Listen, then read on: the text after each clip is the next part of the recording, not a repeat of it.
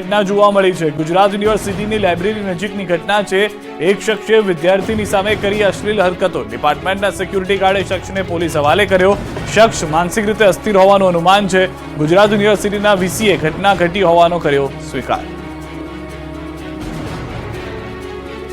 આ તરફ ભરૂચમાં રક્ષક જ બન્યો ભક્ષક। હોમગાર્ડમાં ફરજ બજાવતો જવાન હેવાન નીકળ્યો। તેણે 15 વર્ષની સગીરા પર દુષ્કર્મ આચર્યું। જોકે પોલીસે હોમગાર્ડ જવાનની ધરપકડ કરી લીધી। શરૂઆતમાં આરોપીની સગીરનો પીછો કરતો હતો।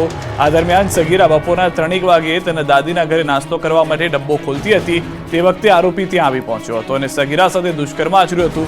આટલું જ નહીં, તેણે અંગત પળોનો વિડીયો ઉતારી સગીરાને મોબાઈલમાં મોકલીને તેને બ્લેકમેલ કરવાની ધમકી આપી। આ ઉપરાંત માતા પિતાને મારી નાખવાની પણ ચીમકી આપી।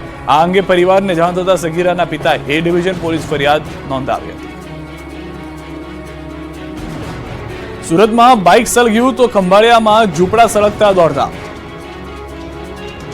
સુરતમાં જાહેર રોડ પર કંઈક આ રીતે બાઇક સળગ્યું। નવસારી બજારમાં લોકોની ભારે અવરજવર વચ્ચે બાઇકમાં આગ લાગી। ચાલુ બાઇકમાં આગ લાગતા દોડધામ મચી ગઈ। બહાર બજારમાં બાઇક ભડકે બળતા અફરાતફરી મચી ગઈ। આ અંગેની જાણ થતા ફાયરની ટીમ ઘટના સ્થળે પહોંચી પાણીનો મારો ચલાવ્યો। ફાયરની ટીમે આગ પર કાબુ મેળવ્યો। બાઇક ચાલકે સમય સૂચકતા વાપરતા જાનહાનિ ટળી હતી। આ તરફ દ્વારકાના જામ ખંભાળિયામાં ઝૂંપડામાં આગ લાગી। નવી મામલતદાર કચેરી નજીક ઝૂંપડામાં ભીષણ આગ લાગી। અચાનક આગ લાગતા લોકો દોડતા થયા। આગ લાગવાથી ઝૂંપડું બળીને ખાખ થયું। ખંભાળિયા ફાયર વિભાગે આગને કાબૂમાં લઈ મોટી દુર્ઘટના ટાળી। આગ કેમ કરતા લાગી તે જાણી શકાયું। સદનસીબે કોઈ જાનહાનિ થઈ નથી। આ તરફ નડિયાદના શાંતિ ફળિયામાં આગની ઘટના બની। વહેલી સવારે પાર્ક કરેલી કારમાં અચાનક આગ લાગી ગઈ। લાઇન બંધ પાર્ક કરેલી 4 કાર પૈકી એક કારમાં આગ લાગતા અન્ય 2 કાર પણ આગની ઝપેટમાં આવી ગઈ। આગની ઘટનામાં કુલ 3 કાર બળીને ખાખ થઈ ગઈ। નડિયાદ ફાયર બ્રિગેડની ટીમે ભારે જહેમત બાદ આગ પર કાબુ મેળવ્યો।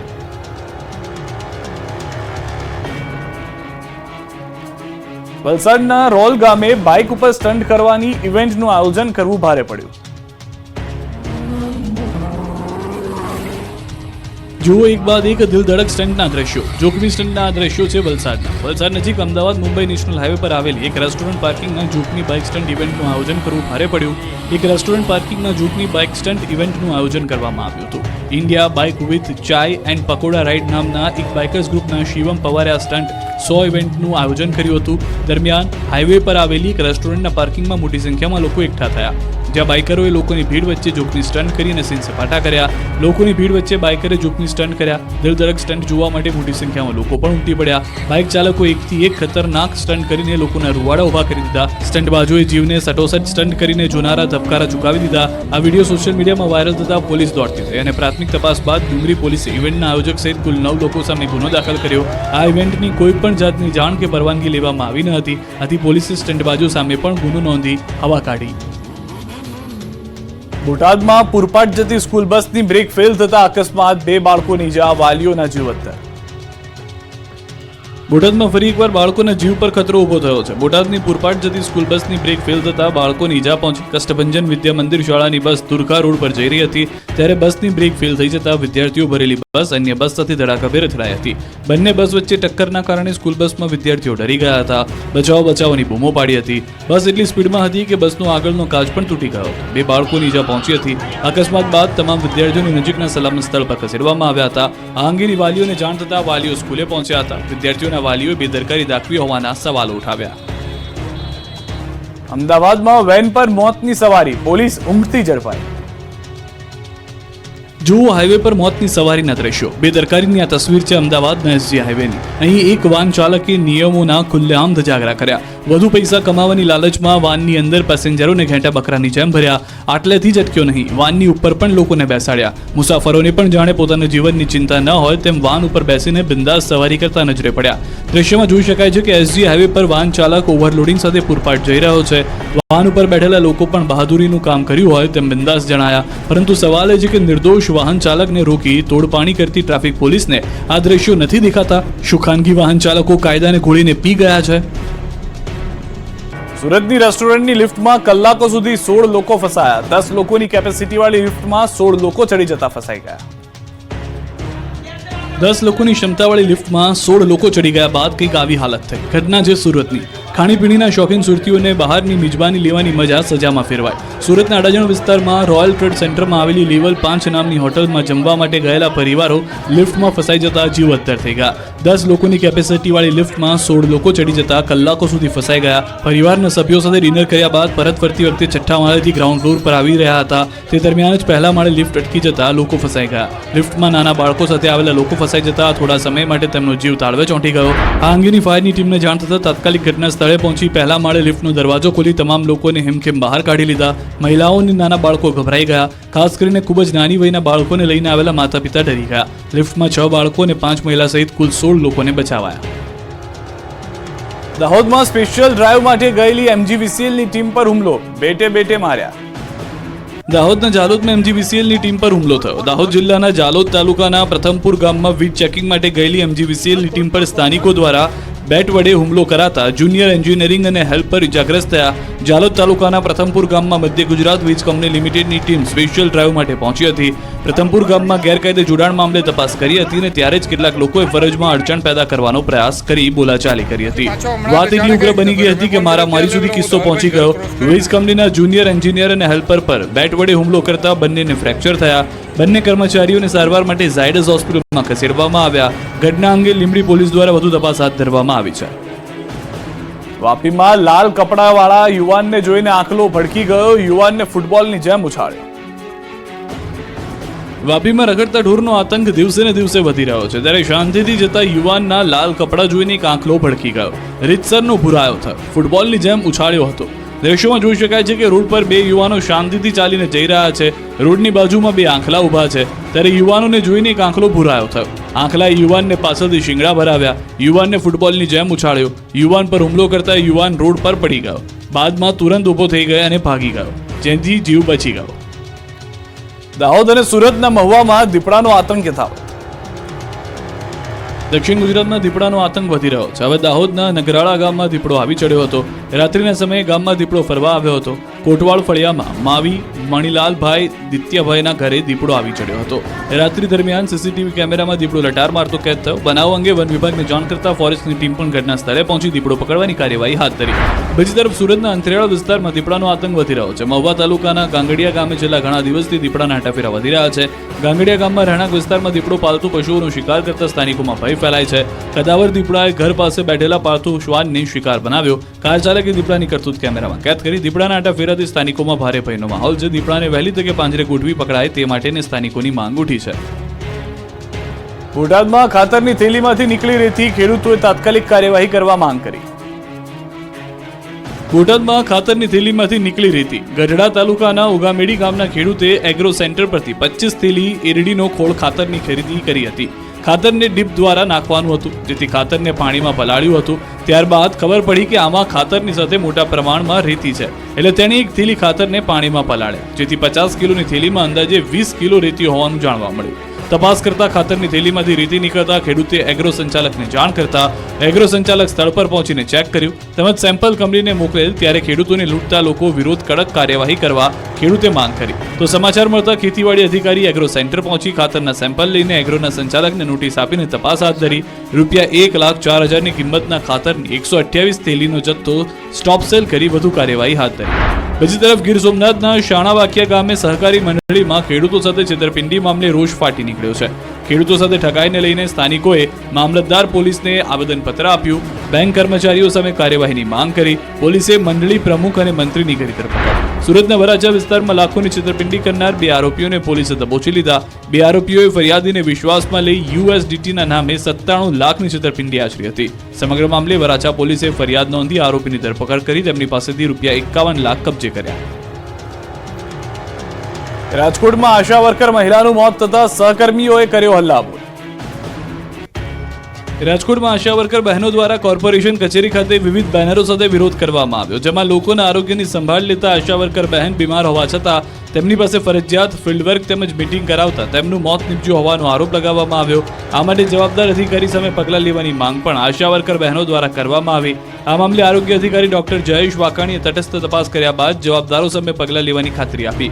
વિગત મુજબ કોઠારિયા વિસ્તારના આરોગ્ય કેન્દ્રમાં નૈનાબેન મોલિયા બજાવતા ફરજ હતા. જો કે તેમની તબિયત ખરાબ હોવા છતાં મેડિકલ ઓફિસર ડોક્ટર યાસ્મીન દ્વારા તેમને રજા આપવામાં આવી નહોતી.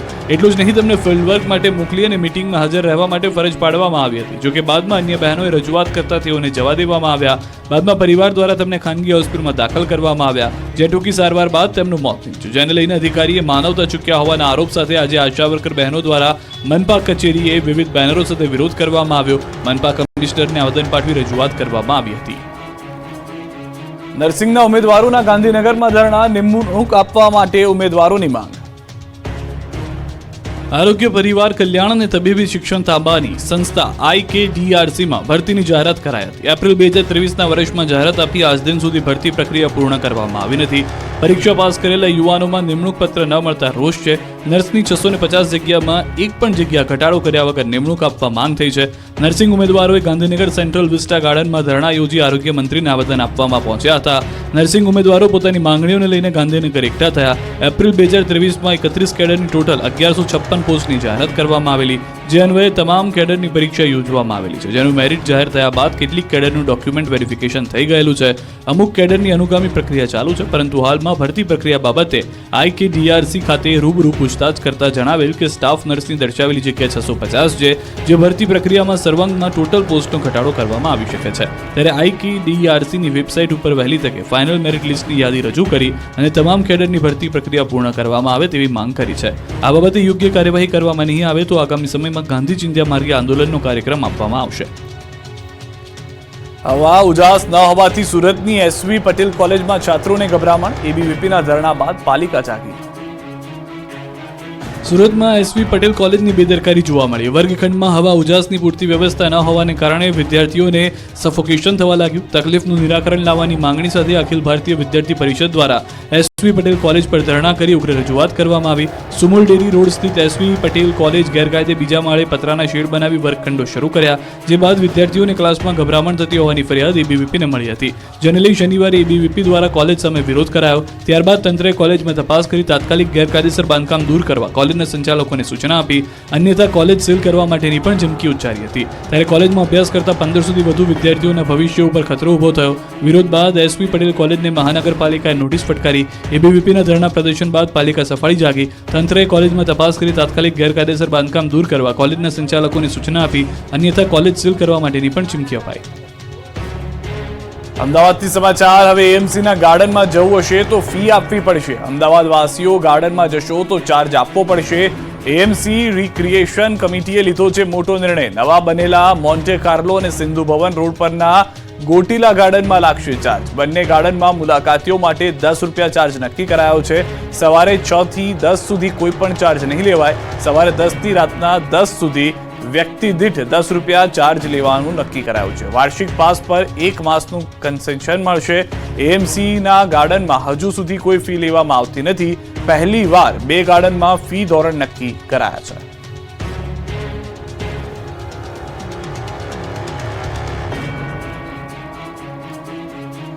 ગીર સોમનાથથી સમાચાર. કોડીનારમાં યુવાનની શોધખોળ માટે રેલી. દિવ્યેશ નામનો યુવાન છેલ્લા 2 મહિનાથી ગુમ. કોડીનારના ગીર દેવળી ગામનો યુવાન છે દિવ્યેશ. દીવ અને ચીખલી આસપાસથી થયો છે ગાયબ. 2 મહિનાથી યુવાનની ભાળ ન મળતા રેલી લોકોએ મામલતદારને પાઠવ્યું હતું આવેદનપત્ર. બનાસકાંઠાના પાલનપુરમાં તાલુકાના ખેડૂતોએ વિવિધ પ્રશ્નોના નિરાકરણની માંગ સાથે કલેક્ટર કચેરી રજૂઆત કરી. રિસર્વેની સાથે સાથે ટેકાના ભાવ અને બાયપાસ સહિતની બાબતોને લઈને પડતી હાલાકીના નિરાકરણની માંગ કરી હતી. ભારતીય કિસાન સંઘના નેજા હેઠળ ખેડૂતોએ જિલ્લા કલેક્ટરને આવેદનપત્ર પાઠવ્યું. મોરબી શહેર કોંગ્રેસ સમિતિએ ઢોલ નગારા સાથે રજૂઆત. અરજીથી પોથી સાથે રેલી કાઢી. મોરબી શહેરના લાતી પ્લોટ વિસ્તારમાં કાયમી રહેતી ગંદકી દૂર કરવા બાબતે અનેક વખત રજૂઆત કરવામાં આવી છે. તેમજ આ વિસ્તારમાં રોડ રસ્તાની દયનીય હાલત છે, જે બાબતે કામગીરી કરી ગંદકી દૂર કરવા વિનંતી કરાઈ. તેમજ જો કામગીરી કરવામાં નહીં આવે તો સ્થાનિક વેપારીઓ સાથે નગરપાલિકાના ઘેરાવ કરવાની ચીમકી ઉચ્ચારવામાં આવી. વડોદરામાં પૂર બાદ લોકોમાં આક્રોશ યથાવત. કોર્પોરેટર સોસાયટીમાં આવતા લોકો રોષે ભરાયા.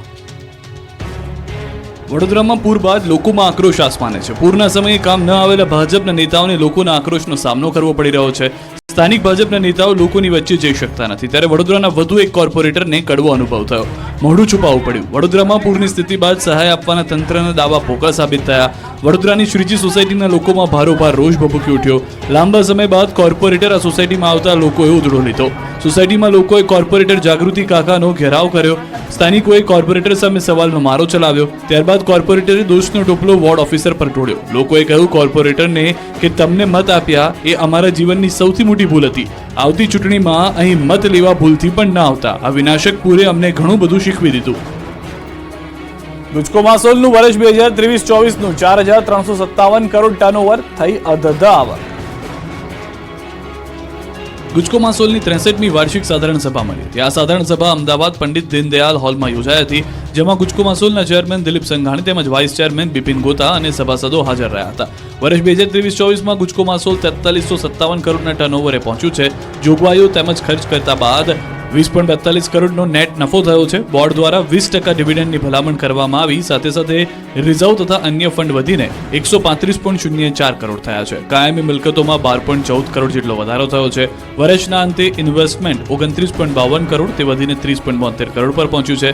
ગત વર્ષ કરતાં રૂપિયા 8.26 કરોડનો વધુ ગ્રોસ નફો સામે આવ્યો છે. વર્ષના અંતે કુલ ઇન્વેસ્ટમેન્ટ રૂપિયા 29.52 કરોડ હતું તે વધીને રૂપિયા 30.72 કરોડ થયું છે. ગુજકોમાસોલ દ્વારા ચાલુ વર્ષે 2005 કરોડ રૂપિયાના 16.91 લાખ મેટ્રિક ટન ખાતરનું વેચાણ થયું. ગુજકોમાસોલ ખેડૂતો પાસેથી રૂપિયા 4,312 કરોડના ચણા, તુવેર અને રાયડાની ખરીદી કરશે. આ પ્રસંગે મેન્ડેટને લઈને ઇફકો ગુજકોમાસોલના ચેરમેન દિલીપ સંઘાણીએ કહ્યું કે સહકારી માળખામાં મેન્ડેટ એ રાજકીય પક્ષોનો વિષય અને અમારો અંગત મત અંગત આગેવાનોને કહીશ. ડભોઈમાં રેશન કાર્ડમાં કેવાયસી કરાવવામાં લાંબી કતારો.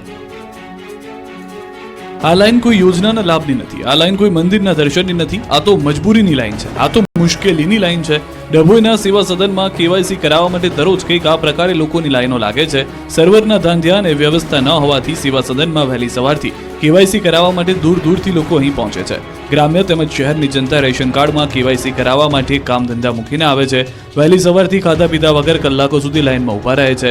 તેમનો વારો આવે ત્યાં સુધી કામકાજ સર્વર ઠપ થઈ જાય છે, જેથી બે દિવસ પણ રેશન કાર્ડમાં કેવાયસી કરાવવામાં ફાફા પડી રહ્યા છે. હાલ શાળાઓમાં વિદ્યાર્થીઓની શિષ્યવૃત્તિ મેળવવા માટે આધાર કાર્ડ રેશન કાર્ડ સાથે લિંક કરવા માટે લોકો ઉમટી પડ્યા છે, પણ સેવા સદનમાં બીજી કોઈ વ્યવસ્થા ન હોવાથી પુરવઠા શાખા પર નિર્ભર રહેવા મજબૂર બન્યા છે લોકો. તંત્રના પાપે પ્રજાને હાલાકી ભોગવવાનો વારો આવ્યો છે. અમદાવાદની જેમ રાજકોટમાં પણ 128 આવાસો 2 વર્ષથી ધૂળ ખાય છે. લોકાર્પણ કર્યા બાદ પણ ગરીબોને ન મળ્યા ઘર. રાજકોટમાં 2022માં લોકાર્પણ કરવામાં આવેલા 128 આવાસો હજુ લોકોને સોંપાયા નથી. 18 જૂન 2022ના રોજ રવિશંકર મહારાજ ટાઉનશીપમાં આવેલા 128 જેટલા આવાસોનું લોકાર્પણ કરવામાં આવ્યું, પરંતુ છેલ્લા 2 વર્ષથી મહાનગરપાલિકાના પદાધિકારીઓ તેમજ સત્તાધીશોએ આવાસ યોજનાનો લાભ જરૂરિયાતમંદોને મળ્યો છે કે કેમ તે બાબતે જાણવાની તસદી પણ લીધી નથી. ચોંકાવનારી વાત તો એ છે કે લોકોએ જે મકાનનો ઉપયોગ પણ નથી કર્યો એ મકાન જર્જરિત બની ગયા. નવા નિર્માણ પામેલા આવાસો ખંડેર જેવા બની ચૂક્યા હોવાનું સામે આવ્યું. કેટલીક જગ્યાએ દિવાલોમાં તિરાડ જોવા મળી, તેમજ અત્યાર સુધીમાં અહીં નળ કનેક્શન તેમજ વીજ કનેક્શન આપવામાં ન આવ્યું હોવાનું પણ જાણવા મળ્યું. આ અંગે કોંગ્રેસે આક્ષેપ મૂકતા કહ્યું કે ગોઠવણી કરી દેવા માટે આવાસ હજુ સુધી ફાળવવામાં નથી આવ્યા, તો બીજી તરફ રાજકોટ મનપાના સ્ટેન્ડિંગ કમિટીના ચેરમેને તપાસ કરવાનું આશ્વાસન આપ્યું. ધોરાજીના સ્મશાનમાં ઇલેક્ટ્રિક ભઠ્ઠી બંધ, લોકો પરેશાન. હિન્દુ શાસ્ત્ર અને મનુષ્યનો છેલ્લો વિસામો એટલે સ્મશાન ગૃહ. ત્યારે ધોરાજી નગરપાલિકા સંચાલિત આ સ્મશાન ગૃહ ખાતે મોતનો મલાજો જળવાતો નથી. ધોરાજી નગરપાલિકા સંચાલિત સ્મશાન ગૃહમાં છેલ્લા ઘણા સમયથી ઇલેક્ટ્રિક ભઠ્ઠી બંધ હાલતમાં છે. શોનાપુરી ખાતે આવેલી સ્મશાન ગૃહની ઇલેક્ટ્રિક ભઠ્ઠી બંધ હોવાથી અંતિમ સંસ્કાર લાકડાથી કરવા પડે છે. ડીઝલ પેટ્રોલનો ઉપયોગ કરીને અંતિમ સંસ્કાર કરવામાં આવી રહ્યા છે. બીજી તરફ સ્મશાનમાં નિયમિત સફાઈ ન થતા ચારે બાજુ કચરાના ઢગલા છે. સ્ટ્રીટ લાઇટો પણ ઘણા સમયથી બંધ છે, જેને લઈને લોકોમાં રોષ છે. સ્થાનિક લોકોએ નગરપાલિકા અને તંત્રને અનેક વખત રજૂઆત કરી છે. તંત્રના પેટનું પાણી હલતું નથી, ત્યારે તાત્કાલિક ઇલેક્ટ્રિક ભઠ્ઠી ચાલુ કરવામાં આવે અને સાફ સફાઈ નિયમિત કરવામાં આવે અને લાઇટ ચાલુ કરવામાં આવે તેવી માંગ પણ કરાઈ છે. સુરતી લાલાઓ રોંગ સાઈડમાં વાહન ચલાવવાની આદત હોય તો સુધરી જજો, ટ્રાફિક ઝુંબેશ શરૂ થઈ છે. ટ્રાફિકના નિયમો તોડતા સુરતી લાલા ઉપર પોલીસે લાલાંક કરી છે. ટ્રાફિક નિયમોનું પાલન ન કરતા વાહન ચાલકો થઈ જજો સાવધાન. સુરત ટ્રાફિક પોલીસે રોંગ સાઈડ વાહન ચલાવનાર 1274 વાહન ચાલકો સામે કાર્યવાહી કરી. એક જ દિવસમાં સુરત ટ્રાફિક પોલીસે 830 રોંગ સાઈડ વાહન ચાલકો વિરુદ્ધ કેસ દાખલ કર્યા. સૌથી વધુ વરાછા મેઇન રોડ ઉપરથી રોંગ સાઈડમાં વાહન ચલાવનાર દંડાયા. વાહન અકસ્માત અટકાવવા માટે રોંગ સાઈડ વાહન ચલાવનાર સામે સુરત ટ્રાફિક પોલીસે લાલાંક કરી. રોંગ સાઈડ વાહન ચાલકોની શાન ઠેકાણે લાવવા શહેર પોલીસ કમિશનરે એક વિશેષ અભિયાન હાથ ધર્યું, જે અંતર્ગત 25 ટીમ બનાવવામાં આવી. ગત મહિને સુરત ટ્રાફિક પોલીસ દ્વારા 83 દિવસમાં રોંગ સાઈડ વાહન હંકારતા ઝડપાયેલા 4059 વાહન ચાલકોને દંડ ફટકાર્યો. ઝડપાયેલ તમામ વાહન ચાલકોના ડ્રાઇવિંગ લાયસન્સ સસ્પેન્ડ કરવા આરટીઓને રિપોર્ટ કરવામાં આવ્યો હતો. ગાંધીનગરથી સમાચાર. ચિત્ર શિક્ષકોની કાયમી ભરતી કરવા માંગ. ઉમેદવારો રજૂઆત કરવા સચિવાલય પહોંચ્યા. કેટલાય વર્ષોથી ચિત્ર શિક્ષકોની ભરતી ન કરાય હોવાનો દાવો.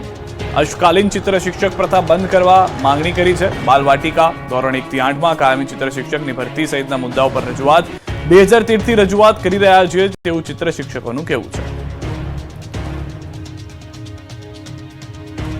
દક્ષિણ ગુજરાતમાં મેઘરાજાની જમાવટ. વાપીમાં ત્રીજા દિવસે વરસાદ પડ્યો.